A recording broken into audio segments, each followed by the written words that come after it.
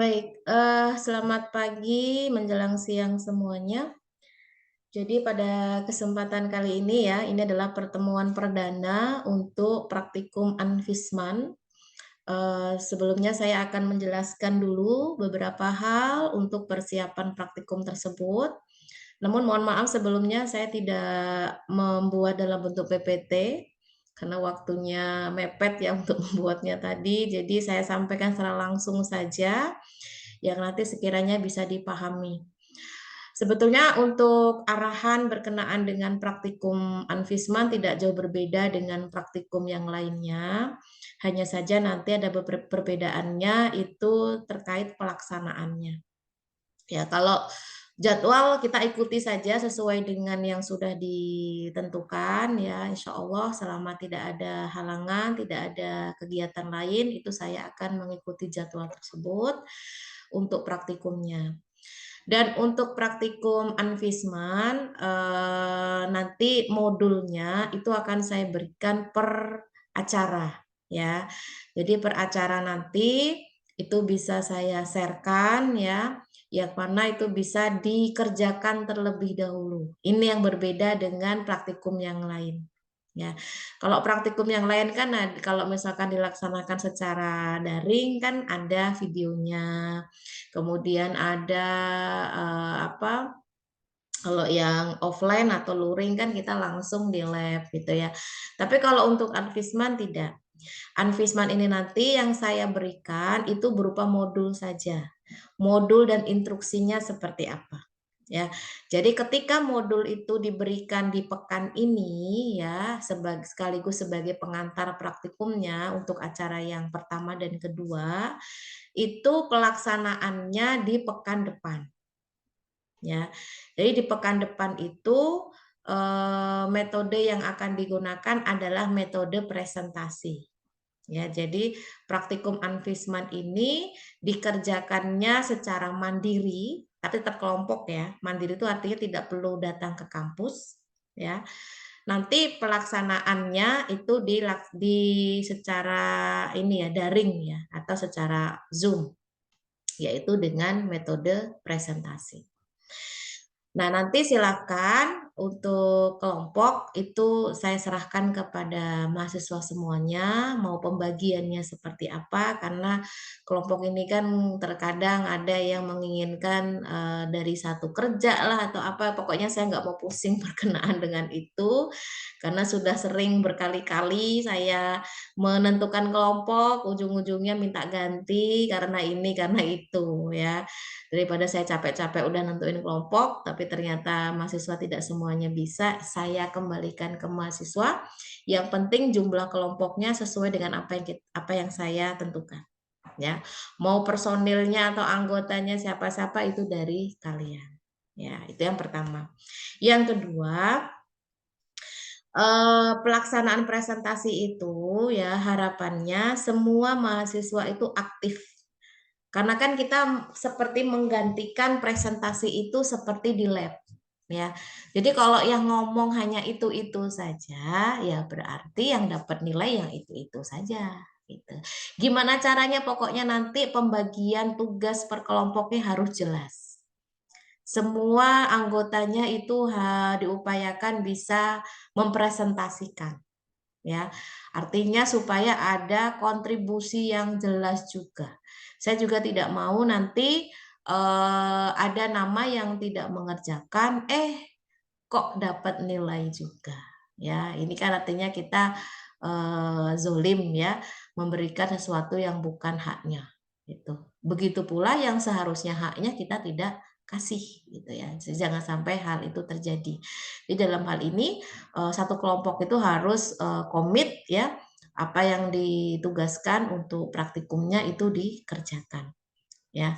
Karena mengingat ini nanti secara materi mahasiswa yang melengkapi ya, yang membuat atau menyusun, waktu 1 minggu itu saya rasa cukup ya. Karena kalau saya terapkan hari ini, praktikum hari ini, kalian nyari referensinya kayaknya sesuatu yang sangat tidak mudah ya. Justru malah nanti malah pada bingung. Jadi saya buat kebijakan seperti itu. untuk acara kedua di pekan depan, ini kan pertama nih pengantar. Acara kedua di pekan depan itu modulnya sudah saya kasih hari ini. Jadi hari ini saya sharekan, silakan dalam waktu 1 pekan itu kalian menyelesaikan modul yang diminta tersebut yang nantinya akan dipresentasikan di pekan depannya. Nanti pekan depannya juga begitu, pas saat sesi presentasi saya sudah memberikan modul untuk pekan berikutnya lagi. Jadi dikerjakan dalam waktu seminggu. Jadi hari H kita praktikum tuh hanya presentasi, tidak lagi mencari-cari, tidak lagi mengerjakan. Sudah jadi tinggal dipresentasikan. Ya, kembali lagi, anatomi fisiologi manusia ini kan kalian harus memahami setiap bagian-bagian tubuh dari manusia ya, yang itu morfologinya seperti apa, anatominya seperti apa, dan fungsinya seperti apa. Ini harus jelas. Jadi setiap sesi dalam praktikum itu sudah nanti akan diberikan topik-topik yang berbeda-beda di setiap pekannya. Tapi nanti setiap kelompok kerjain yang sama ya, tidak berbeda-beda juga ya. Setiap kelompok akan mendapatkan materi yang sama, tugas yang sama, judulnya juga sama. Ya, itu nanti akan dipresentasikan pada saat sesi jadwal praktikum untuk presentasi. Ya, ini sebagai pengantarnya. Jadi setidaknya ini dapat dipahami terlebih dahulu ya metode-metode dalam pelaksanaan praktikum Anvisman. Seperti itu ya. Nah, kemudian di sini saya langsung saja untuk memberikan materi yang akan dikerjakan dalam waktu 1 minggu ini. Insya Allah harus dipresentasikan di pekan depan ya. Jadi setelah ini silakan nanti satu angkatan 2023 ini kan lengkap semuanya ya, 45 mahasiswa itu dibuat atau dibentuk kelompok-kelompok sesuai dengan nama-namanya, kemudian di list di grup ya yang sudah jadi. Jadi silakan kalian susun dulu di grup angkatan ya untuk pembagian kelompoknya seperti apa. Nanti kalau sudah jadi diserahkan ke saya. Karena ini praktikumnya secara online ya, artinya tidak akan berubah-ubah personil seperti praktikum offline di lab ya. Artinya jangan sampai ada perubahan-perubahan di tengah jalan.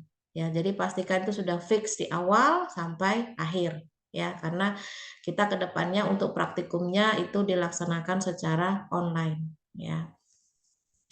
Oke, untuk praktikum yang pertama ya, judul yang pertama ini ada 2 bab sebetulnya ya, tapi untuk yang pertama ini akan saya jelaskan saja, nanti baru yang dikerjakan yang bab kedua atau praktikum yang kedua ya.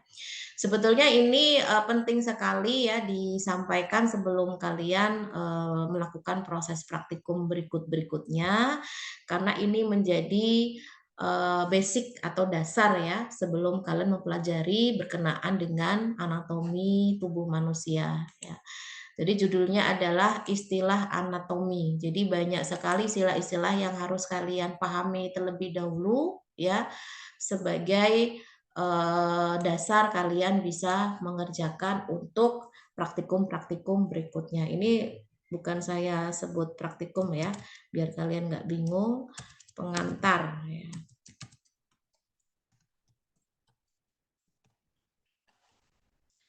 Judulnya adalah bidang dan arah tubuh manusia ya. Jadi seperti yang saya sampaikan tadi ya sebelum kalian melakukan proses praktikum-praktikum selanjutnya, kalian pahami dulu istilah-istilah yang ada di bab istilah anatomi berikut ya. Yang judulnya adalah bidang dan arah tubuh manusia. Ya. Apa saja yang menjadi capaian pembelajaran ya untuk bab istilah anatomi begitu? Yang pertama, mahasiswa harus mampu mendeskripsikan posisi anatomi tubuh manusia. Yang mau diamati itu posisi yang sebelah mana?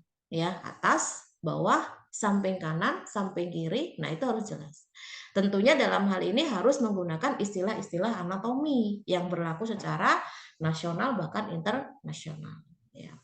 Jadi istilah-istilah itulah yang akhirnya tidak membuat kita bingung dalam penyebutannya karena setiap tempat pasti penyebutannya sama. Hampir sama seperti nama-nama ilmiah ya, berlaku secara internasional.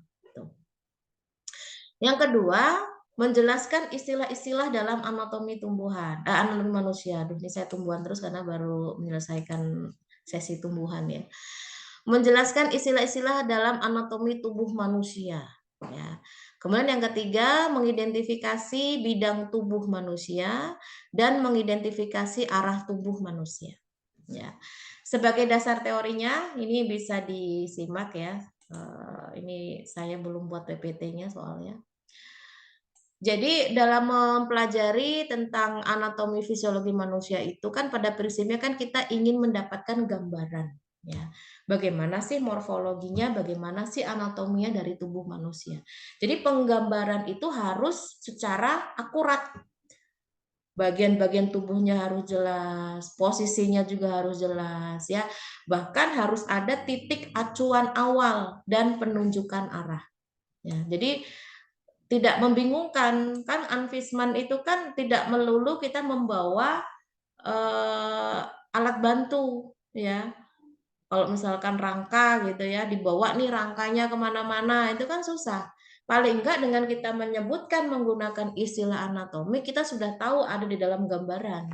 Oh arahnya seperti ini. Oh penunjukannya seperti ini. Ya.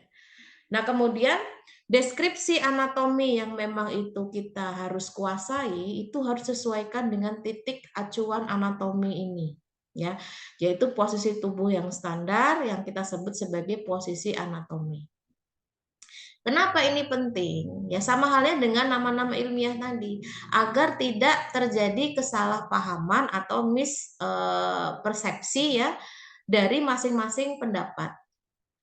Jadi kalau dalam posisi anatomi itu tubuh dalam keadaan tegak dengan kaki sedikit terbuka dan mengarah ke depan.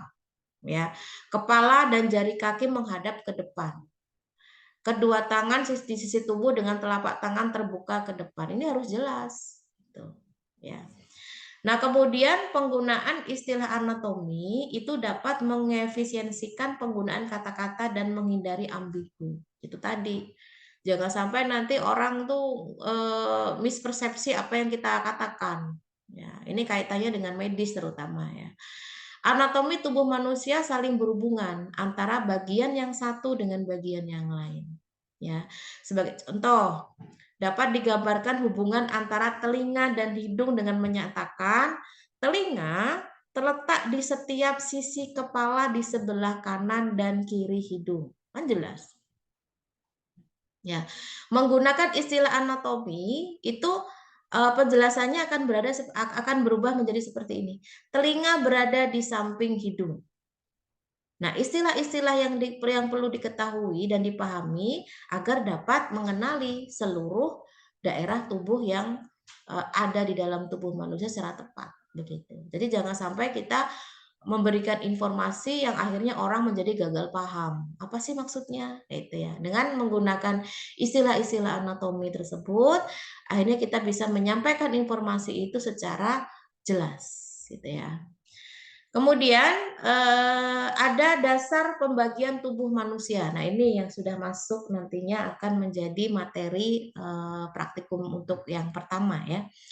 Jadi ada pembagian aksial sama apendular. Nah, ini adalah pembagian dasar untuk pembagian tubuh. Ya. Nah, kalau bagian aksial ya, ini yang membentuk sumbu utama tubuh mencakup apa saja? Kepala, leher, dan badan. Ya. Sedangkan kalau bagian apendikular ini yang berkenaan dengan alat gerak.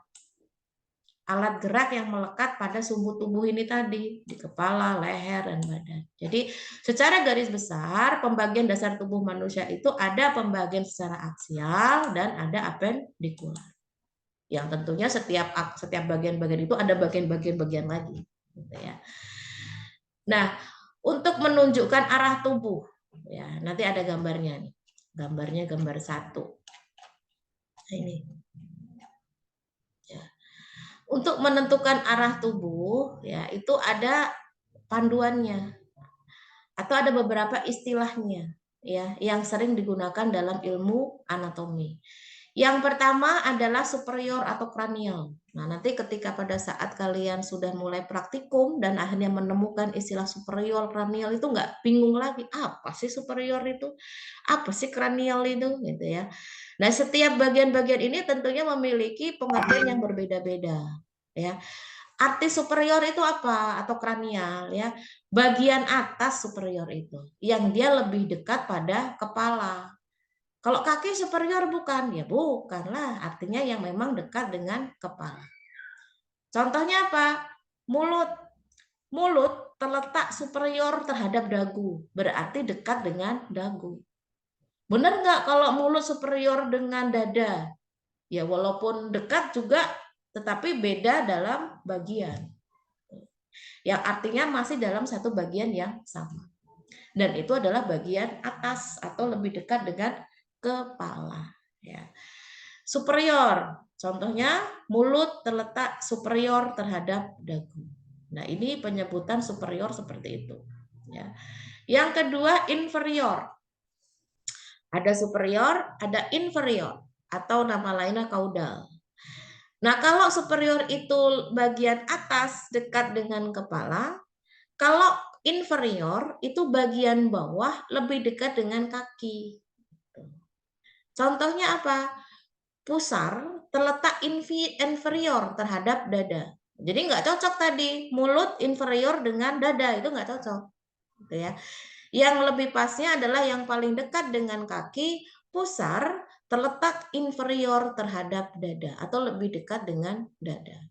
Ya, ini yang bagian bawah. Ada superior, ada inferior. Kemudian ada anterior. Beda lagi anterior. Ya. Anterior itu bagian depan. Ya, lebih dekat ke depannya. Kalau posterior itu bagian belakang. Ya, manusia ini kan tubuhnya bisa dilihat dari berbagai sisi ya. Sisi atas bisa, sisi bawah bisa, sisi depan bisa, sisi belakang bisa karena ada penyusun-penyusun yang memang bisa diamati dari berbagai sisi. Gitu. Nah, kalau yang anterior atau disebut dengan ventral ya, ini bagian depan lebih dekat ke depan. Contohnya apa? Tulang rusuk terletak anterior terhadap tulang belakang. Ya, jadi bagian depan yang lebih dekat ke depan. Nah, sedangkan kalau posterior atau bagian dorsal, ini bagian belakang yang lebih dekat ke belakang. Nah, ini kan ke depan, ini ke belakang. Contoh, jantung terletak posterior terhadap tulang rusuk. Gitu. Apa iya sih? Ya, coba saja nanti diamati secara anatominya. Betul nggak posisi dari jantung itu lebih dekat di tulang rusuk gitu ya. Di sebelah kanan atau sebelah kiri. Nah, itu harus tahu itu. Medial ya, kalau medial itu mendekati garis tengah tubuh ya atau lebih dekat dengan bidang mediannya. Contohnya jari manis ya terletak medial terhadap jempol. Ya, jadi dia lebih dekat dengan garis tengah tubuh gitu. Ada lateral. Nah, kalau lateral ini dia menjauhi garis tengah tubuh atau menjauhi bidang median. Contoh telinga terletak lateral terhadap mata. Nah, itu ya. Kemudian ada intermediate. Intermediate ini antara garis tengah dan sisi samping tubuh. Contoh tulang selangka terletak intermediate antara tulang dada dan bahu. Ya, itu. Nanti kita akan belajar tentang tulang rangka pada manusia ya. Nanti baru kejawab semua. Mungkin ini masih banyak yang rooming ya karena mungkin baru pertama. Tapi nggak apa-apa, saya paparkan di awal biar nanti ke depannya kalian sudah ada eh, apa namanya arahan-arahan, oh ini arahnya posterior nih, oh ini arahnya anterior. Jadi penggunaan istilah-istilah anatomi itu akan selalu kalian jumpai sampai nanti selesai perkuliahan di akhir semester. Ya. Kemudian proksimal. Nah, proksimal ini bagian yang mendekati tubuh atau lebih dekat dengan batang tubuh ya. Contohnya siku, ya siku kita ini terletak proksimal terhadap telapak tangan. Kemudian distal. Nah, distal ini kebalikan dari proksimal ya. Distal ini bagian yang menjauhi tubuh. Contoh, lutut itu terletak distal terhadap paha. Ya, semua tergantung dari apa yang akan kita sebutkan. Ya, jadi jangan ketuker yang harusnya jauh dari tubuh malah kita buat yang dekat gitu ya. Kemudian superficial atau eksternal ini bagian luar lebih dekat ke permukaan. Contoh, otot kaki terletak superficial dari tulangnya. Nah, kalau yang internal ya deep ini bagian dalam ini menjauhi dari permukaan tubuh. Paru-paru terletak deep dari kulit. Nah, itu ya. Dia menjauh dari permukaan tubuh. Kalau ini lebih dekat ke permukaan ya. Karena memang kan otot itu kan sebagai penggerak aktif ya. Sedangkan tulang itu pasif gitu. Walaupun selama ini kita mengiranya mungkin ada yang masih mengira kalau tulang itu sebagai penggerak aktif. Gitu. Karena memang tulang yang membuat kita bisa bergerak.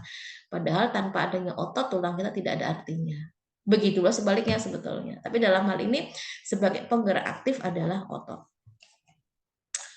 Nah, ini yang tadi semua digambarkan ya untuk pengertian-pengertian yang di atas gitu ya. Posisi tubuh kita ya secara anterior, secara posterior ya. Ini anterior, ini posterior. Nah, ada superior ya, ada medial, ada proksimal, ada superficial, ya, inferior, lateral, distal, dan deep. Ini semua memiliki arti-arti yang berbeda-beda untuk menggambarkan anatomi manusia atau tubuh manusia. Ya. Nah, kemudian dalam studi anatomi ya, bidang yang melalui tubuh dalam posisi anatomi disebut sebagai bidang anatomi. Nah, ini ada gambarnya lagi ya. Pembagian bidang tubuh dinamai berdasarkan letak perpotongannya. Ya. Karena kita memang bukan bidang kedokteran ya, paling tidak kita tahu secara teoritisnya. Kalau secara praktisnya enggak ya, karena kan kita enggak ada proses pembedahan pada tubuh manusia enggak ya. Kita kita hanya belajar saja apa yang dipelajari di bidang kedokteran, paling tidak membantu nantinya kalian memahami dari setiap hal-hal yang berkenaan dengan ilmu farmasi gitu ya.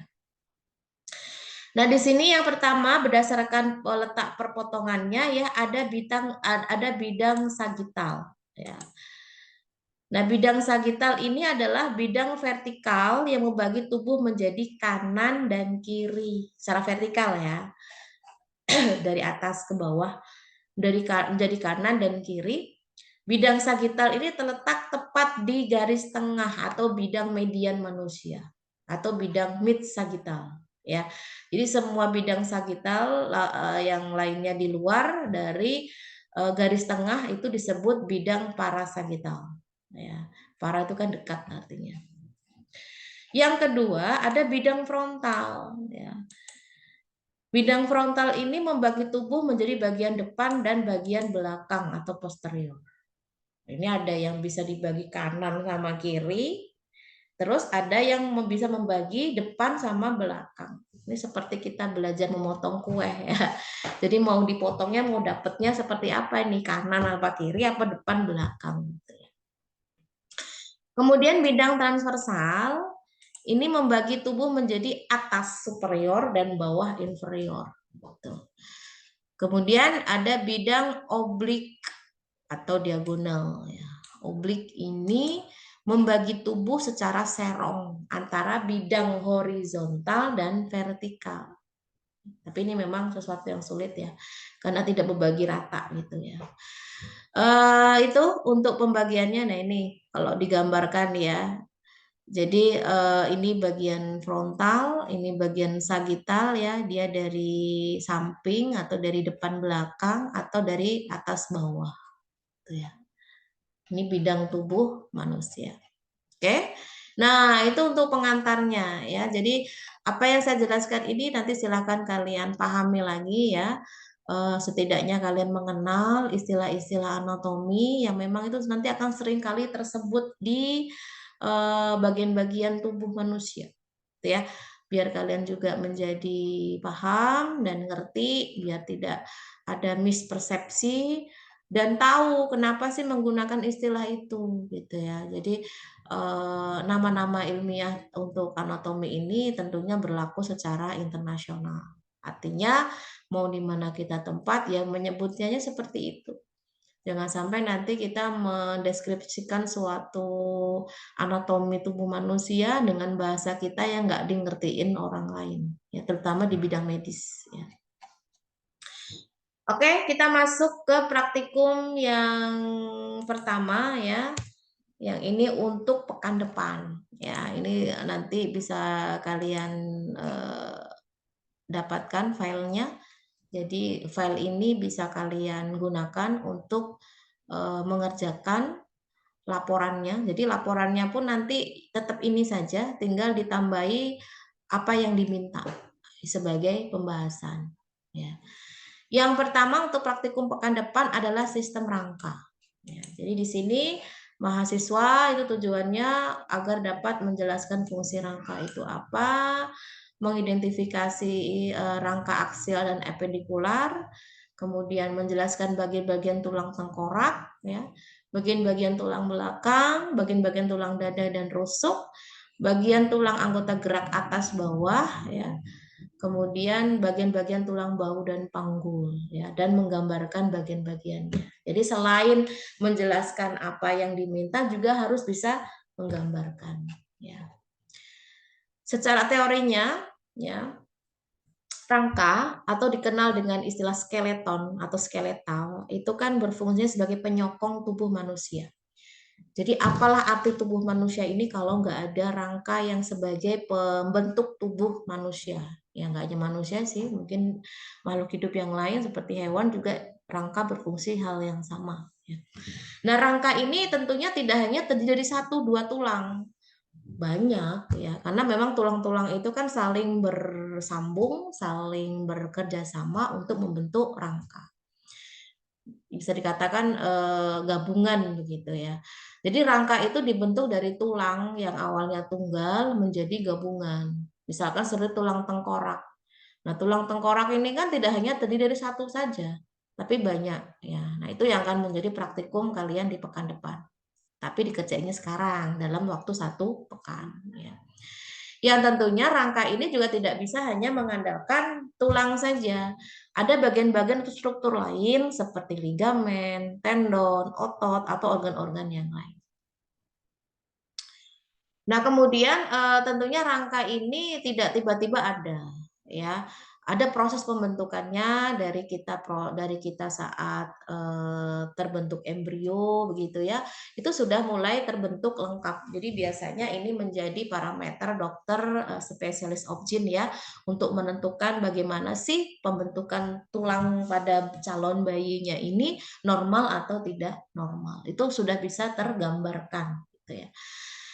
Nah, ada yang disebut sebagai tulang rawan, ini juga bagian dari rangka ya. Ada tulang sejati itu juga bagian dari rangka.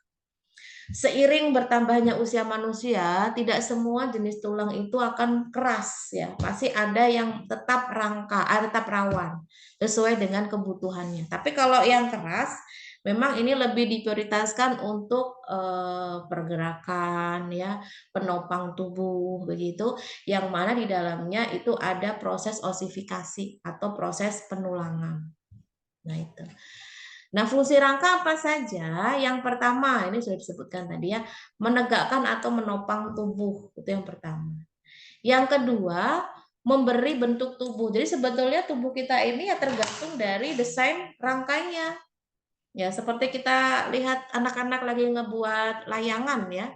Layang-layang itu kan bentuknya mau seperti apa tergantung rangka yang dibentuknya mau seperti apa, segitiga kah, lingkaran kah, atau bentuk-bentuk yang lain.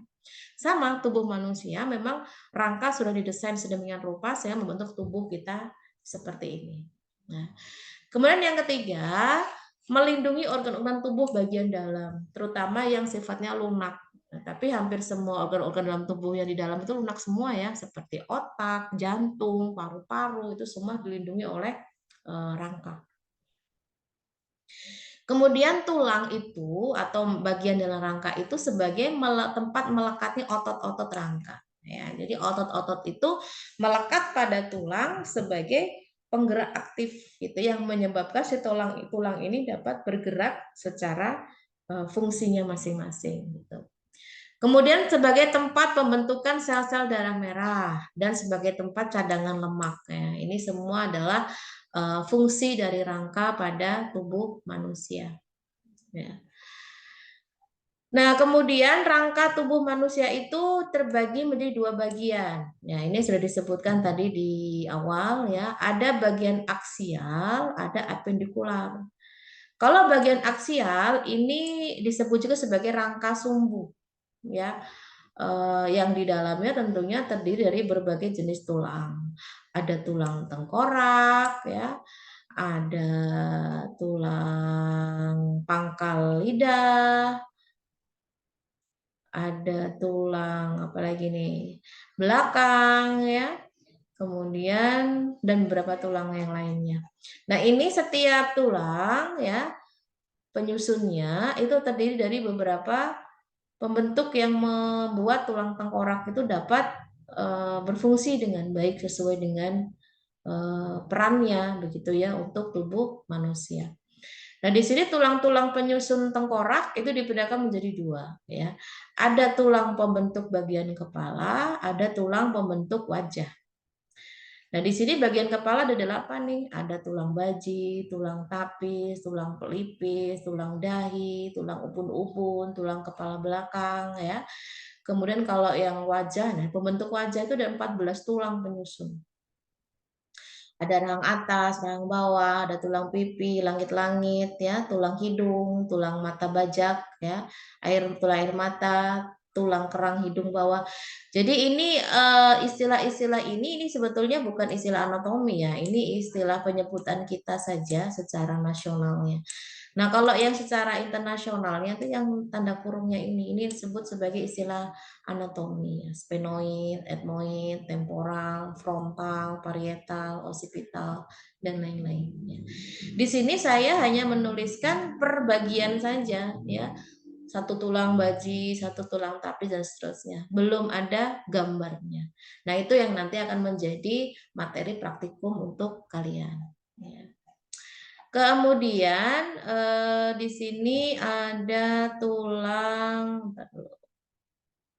ada tulang pangkal lidah ya, atau iodium. Ya, jadi tulang iodid itu berbentuk U, berada di bagian depan leher yang berfungsi untuk pergerakan lidah.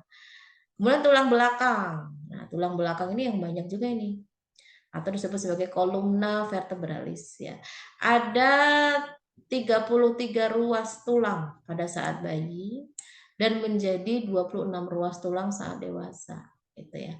Terdiri dari apa saja? 7 ruas tulang leher ya, 12 ruas tulang punggung, 5 ruas tulang pinggang ya, 5 tulang selangkangan, kemudian 4 ruas tulang ekor. Jadi kita ini juga punya tulang ekor sebetulnya.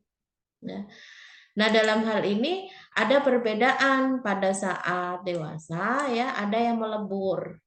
Jadi yang awalnya ada 5 ya, ini menjadi 1 ruas saat dewasa. Sedangkan pada tulang ekor yang awalnya ada 4 itu menjadi 1 ruas saat dewasa. Jadi jumlahnya menjadi 26 tulang penyusun dari vertebralis atau tulang belakang. Nah, di sini beberapa tulang leher. Nah, ini bagian tulang leher nih, itu ternyata penyusunnya lumayan banyak juga ya, yang membentuk leher kita. Ada tulang atlas, tulang aksis, ya. Kemudian ada tulang vertebrata yang memang itu ada jumlahnya yang berbeda-beda, ya. Kemudian ada tulang dada, ya, tulang dada atau sternum. Ini terdiri dari 3 bagian nih, ada bagian hulu, bagian badan, ada bagian taju bedang. Ini yang ada di bagian dada. Kemudian ada tulang rusuk atau kosta, ya. Terdiri dari 3 bagian, ada 7 pasang tulang rusuk sejati, 3 pasang tulang rusuk palsu, dan 2 pasang tulang rusuk melayang. Ya. Jadi ada 12 ya. Sorry. Iya, 12 ya. Nah, ini untuk yang aksial. Dan sekarang yang apendikular ya. Yang apendikular ini dia menyusun rangka untuk alat gerak atau ekstremitas.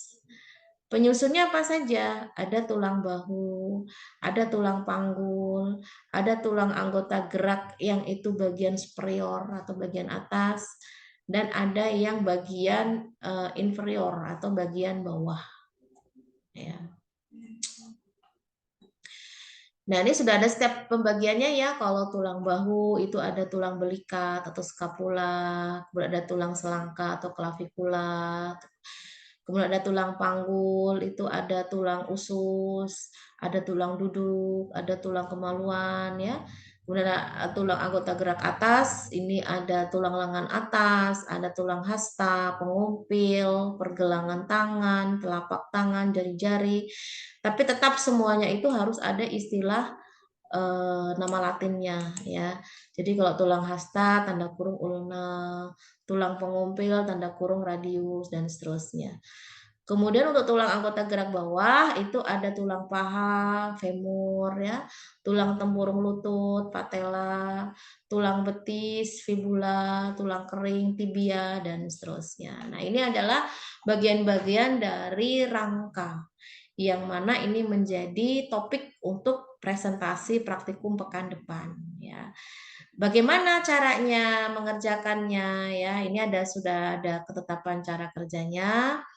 Jadi setiap kelompok itu nanti dibentuk, oh sorry, ini setiap satu angkatan ya, ini kan semua angkatan 2023 kan mengambil MK Praktikum Anvisman semua ya. Jadi dibentuk 5 kelompok. Ya, silakan sejumlah mahasiswa itu dibagi 5 kelompok ya. Kalaupun toh memang jumlahnya tidak sesuai, ada yang lebih 1, lebih 2 atau ya nggak masalah ya. Yang penting 5 kelompok paling nggak harus imbang. Ya. Nah, setiap kelompok itu mengerjakan judul yang sama, yaitu praktikum sistem rangka. Ya, nah apa saja yang perlu dicari untuk pembahasannya? Gambar yang itu menjelaskan terkait rangka aksiler dan apendikular ya. Bisa itu dari buku, bisa itu dari internet ya.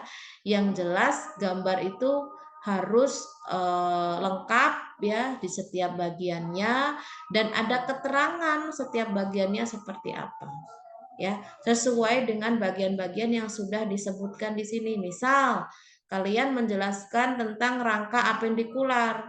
Silakan kalian cari rangka penyusunnya apa saja. Ada tulang bahu.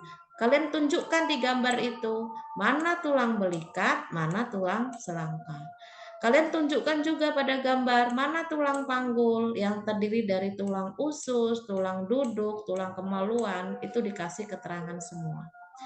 Ada tulang anggota gerak atas mana aja, kalian tunjukkan semua. Ada anggota gerak bawah, kalian tunjukkan yang mana aja. Yang jelas gambarnya itu harus sesuai dengan referensi, ya. Dan penunjukan untuk keterangannya juga harus jelas ya, tidak boleh asal nunjuk sesuai dengan apa yang ditunjuk. Pokoknya nanti ketika presentasi, yang presentasi juga tidak boleh ragu-ragu. Ini loh kayaknya ya gambarnya tuh ini loh. Nah, nggak boleh ada kayak-kayaknya. Makanya harus jelas yang ditunjuk mana, yang dikasih tanda panah yang mana, yang menunjukkan itu bagian yang dimaksud. Ya. Kemudian dipresentasikan oleh kelompok di jadwal praktikum Anvisman pekan depan sesuai jadwal yang telah disediakan. Ya, kalaupun toh memang dalam satu pertemuan itu kita selesai 5 kelompok, clear. Artinya tidak ada presentasi lagi di pekan depan ya untuk sesi yang kedua.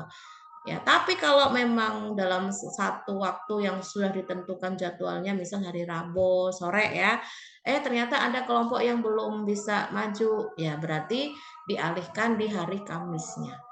Gitu ya. Artinya dalam hal ini itu semua masih terhitung dalam satu pertemuan. Jadi dalam satu pekan itu ada satu pertemuan untuk sesi presentasi. Ya, syukur-syukur kalau dalam satu pertemuan bisa selesai semua, tapi kalau enggak itu bisa dialihkan di hari berikutnya sesuai dengan kebutuhan saja, nanti kita lihat kondisinya seperti apa. Gitu ya. Oke, mungkin itu yang dapat saya sampaikan. Jadi silahkan dibentuk ya. Untuk satu angkatan itu ada 5 kelompok dan anggota-anggotanya ditulis ya. Jadi agar nanti pada saat presentasi juga jelas ia mempresentasikan siapa saja dan anggotanya siapa saja.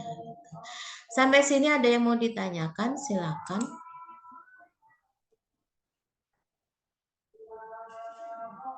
Bu, ini nanti materinya di-share ya, Bu ya? Ya. Nanti file ini modulnya saya share. Artinya silakan kalian tetap menggunakan format itu, tinggal kalian mencari yang diperintahkan saja sesuai dengan cara kerja tadi. Jadi gambarnya ketika kalian sudah dapat nih, misalkan bagian panggul misal ya, sesuai dengan pembagian rangkanya tadi ya, ada axiller, ada appendicular, itu silakan kalian tempelkan saja di file tersebut, tapi dikasih keterangan ya. Gambar ini itu apa, keterangannya apa, dan harus jelas ya. Oh ya, satu lagi, kalau memang itu dalam bentuk bahasa Inggris ya, silakan kalian convert dulu pengertian itu, istilah itu menggunakan bahasa Indonesia dan nama latinnya. Jadi biar nanti presentasi teman-temannya nggak bingung gitu ya.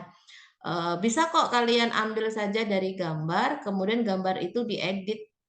Jadi keterangannya yang aslinya itu dihapus ya, kemudian kalian edit dengan tulisan diketik manual oleh mahasiswa sesuai dengan istilah Indonesianya seperti apa dan nama latinnya seperti apa.